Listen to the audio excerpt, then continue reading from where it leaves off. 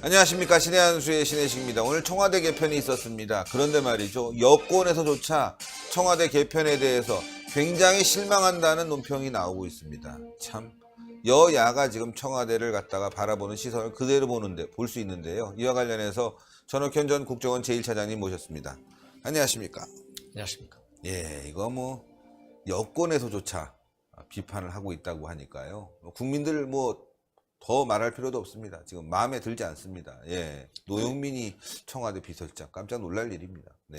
그러니까 이제 이번 대통령의 청와대 인사의 가장 큰 취지 중에 하나는 청와대가 여론의 가장 큰 중심에 서 있거든요. 왜냐하면 청와대 민정수석실을 중심으로 한 여러 가지 비리 폭로가 이어지면서 이제 지지율도 떨어지고 청와대가 바꿀 때가 되지 않았느냐 이렇게 됐는데.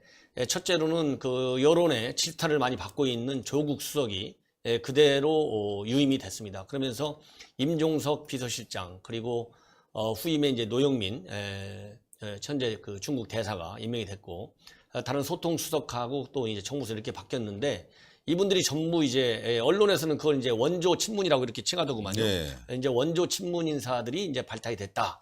이런 걸 두고서 이제 평가들이 다 이제 그 보수 진영에서는 아주 상당히 비판적으로 보고 있고 여당 측에서는 뭐 당연히 우호적으로 이렇게 평가를 보고 있는데 그런 걸 가지고서 이제 이런저러한 그 얘기가 뭐냐면 지금 이제 집권 3년 차로 접어들었기 때문에 어차피 지지율도 떨어지는 것은 결국 불가피한 거 아니냐. 그리고 이제 3년 차 들어가면 제대로 이제 일을 또 이제 해야 되고 1, 2년 차는 이제 레일을 까는 시기이기 때문에 정말 그 나름대로 이제 캠코더 인사라고 그러지 않습니까? 그런 것처럼 그렇죠. 대통령을 잘 아는 그리고 대통령 측근에서 일을 해본 사람들 그 대통령이 믿을 수 있는 사람 이렇게 용인을 하는 것도 어느 정도 이해할 수 있는데 이제 집권 3년 차에 들어가면은 정말 제대로 일을 할 수 있는 사람을 써야 된다. 그러려면 전문가 또 이 전문 공무원 집단 테크노크라트 중에서 쓰는 것이 낫다. 그런 것이 옛날 뭐 율곡 이희 선생도 그런 얘기를 한 거 아니냐 이렇게 이제 인용을 한 것 같아요. 언론 나온 거 보니까 네. 이런 얘기가 있는데 어차피 이제 청와대 인사는 이제 끝났잖아요. 그러면 남아 있는 것이 이제 다음 뭐 어차피 신문 보면은 이달 중으로 다 한다고 그래요. 네. 강요들 인사, 내각 인사도 그러면 내각 인사서부터는 정말 전문가들이 뭐 공무원이든 공무원이 아니든 실증적으로 일을 할 수 있는 실사구시파 인물들이 이 내각에 전면적으로 포진을 해야만이 외교 문제는 외교 문제대로 경제 문제는 경제 문제대로 지금 굉장히 어려운 국면에 있잖아요. 네. 이런 위기 국면에서 현 정권이 살아날 수 있는 거 아니냐.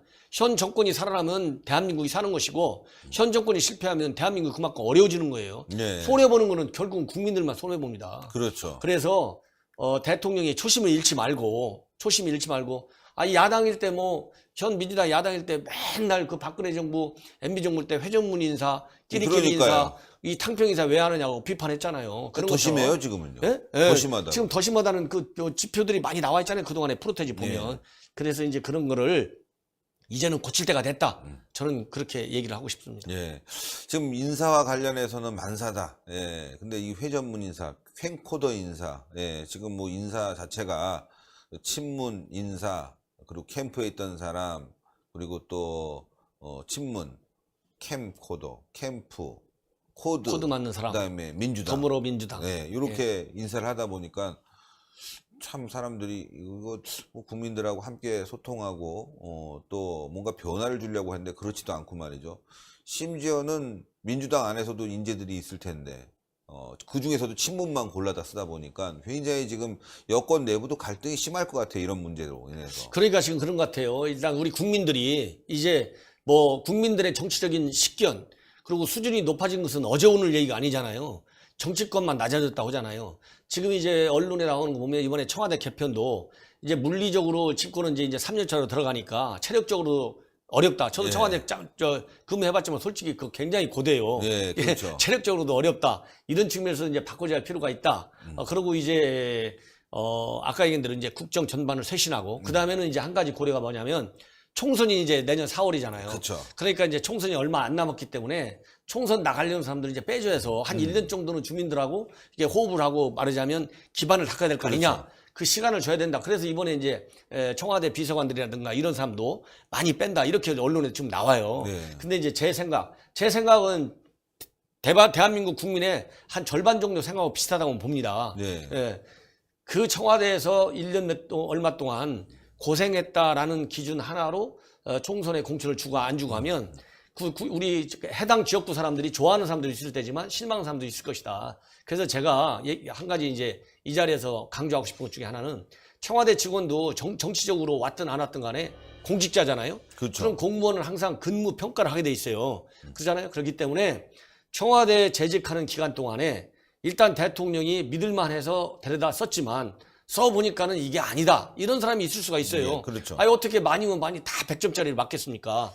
그래서 앞에서 말씀드린 대로 국민의 기대에 충족하지 않는 그러한 실무 능력을 보여준 사람들은 가슴이 아프더라도 대한민국 국가 발전을 위해서 그리고 민주당 여당 정부 문재인 정부의 어떤 역사적인 평가를 위해서 그런 사람들 국회에 보내면 마이너스예요. 그렇기 때문에 옛날에 들어갈 때 정치적인 어떤 의지와 욕심을 갖고 들어갔고 옛날에 그런 정치 경력이 있다고 그래갖고 전부 비어있는 아니면 새로 자리를 줘갖고 지역구를 맡겨서 내년에 선거에 뛰게 한다? 그럼 그때 되면 이제 선거 구민, 유권자들이 물론 심판하겠지만 유권자들이 심판하기 전에 정부 여당에서 냉정하게 곤란해가지고 업적을 중심으로 해서 공천을 주고 안 주고를 냉정하게 따져야 된다. 예. 그래야 지금 민주당 그다음에 청와대 대통령에 대한 지지율이 빠지지 않아요.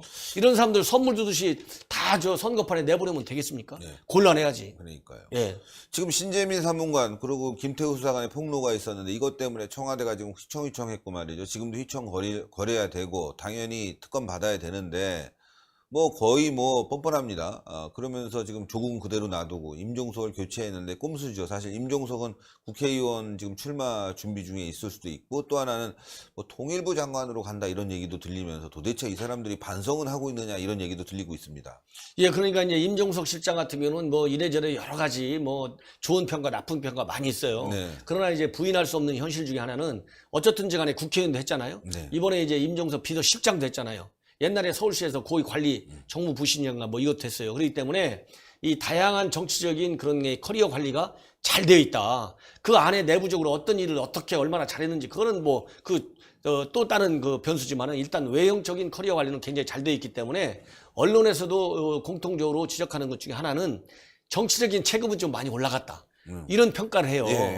그렇지만은 예를 들어서 비서실장 같은 거 할 때 뭐 선글라스 끼고 가가지고 쫙 한 거 이런 거는 굉장히 마이너스로 작용하고 네. 있잖아요. 그렇죠.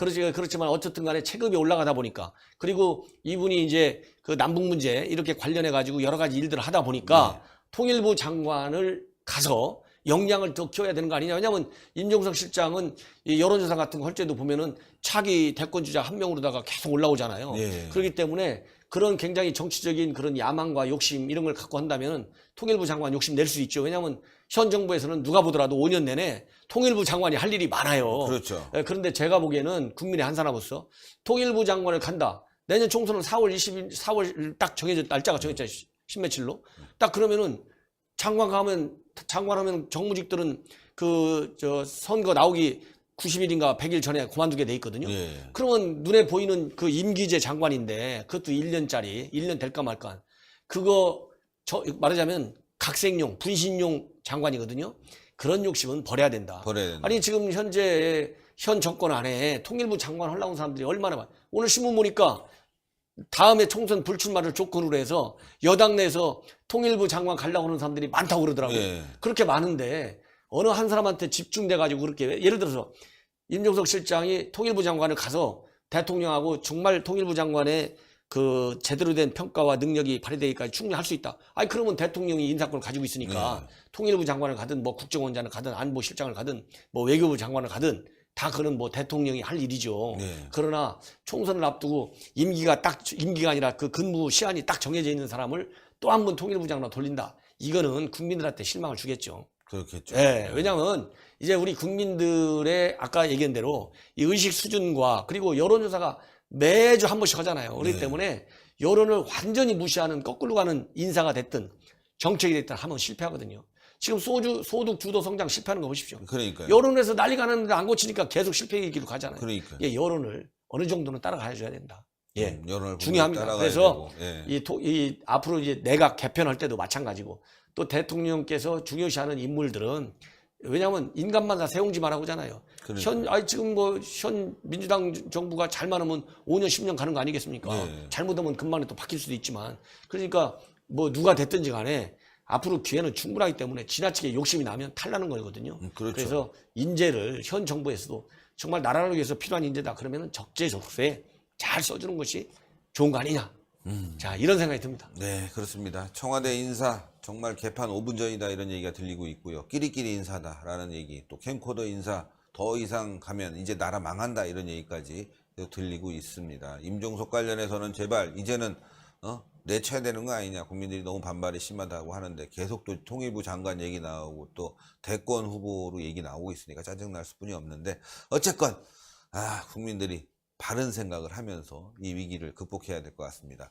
하여튼 지금 전옥현의 안보정론TV 너무너무 잘 되고 있어서 제가 하여튼 늘 정말 대단하다 이렇게 생각합니다. 오전에 한 번씩 꼭 하시죠. 오후나 하루에 한 자기 전에 번씩. 중요한 뉴스에서 한번 합니다. 예. 그래서 어젯밤에도 김정은이가 북한 가는 것 같더라, 중국 가는 것 같더라고요. 이게 신문 나오는 거 보니까 뭐 확실치 않다 그러는데 제 느낌에 확실한 것 같아갖고 한번 이렇게 시청자들한테 짧게 방송했더니 이 반응이 좋은 것 같습니다. 하여튼 너무너무 좋은 방송 감사드리고요. 앞으로도 더 열심히 방송해 주십시오. 감사합니다. 네.